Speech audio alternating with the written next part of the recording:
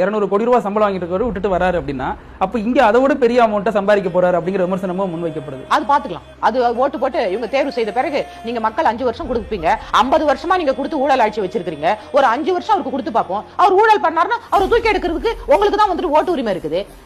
ஒரு நல்லவர் வராருன்னு சொல்லிட்டு அவர் சொல்றாரு. எல்லாருக்குமே இப்படி 50 வருஷமா தேர்தல் அறிக்கை கொடுத்து அந்த தேர்தல் அறிக்கை நிறைவேற்றாத இந்த ஆட்சி திரும்ப திரும்ப வரணும்னு நம்ம போடும்போது யாரோ ஒரு புது மனுஷன் வராரு.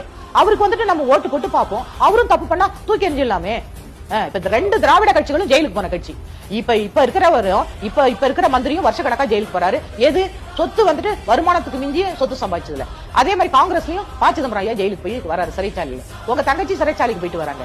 இப்படி முன்னாடி இருந்தவங்களும் சசிகலா அம்மா ஜெயலலிதா அம்மா செத்து போயிட்டாங்க. அக்யூஸ்டா தான் செத்தாங்க அவங்க. அப்ப எது வருமானத்துக்கு மிஞ்சிய சொத்து சம்பாதிச்சு யாருடைய சொத்து இவங்க படிச்சுக்கிட்டு சம்பாதிச்சாங்களா? அணிலா இருந்து உதவுனர் தான் விஜய்ங்கிற விமர்சனங்கள் இருக்குல்ல. நான் கூட தான் எந்த கட்சிக்கும் அவங்க ஓட்டு போடுறேன். நானும் ஏடிஎம்கே போட்டிருப்பேன், டிஎம்கே போட்டிருப்பேன், காங்கிரஸ் போட்டிருப்பேன். எந்த கட்சிக்கும் நான் என்னோட பிரஜையா இருந்து இந்திய பிரஜையா நான் ஓட்டு செலுத்தி இருக்கிறேன். அதனால நான் கட்சி தொடங்க கூடாதுன்னு கிடையாது. விஜய் கட்சி தொடங்குறாருன்னு சொன்னா அவரும் ஓட்டு தானே போட்டிருப்பாரு யாருக்கும் ஒருத்தவங்களுக்கு. அவங்க சரியில்லைன்னு தானே அவர் கட்சி தொடங்குறாரு.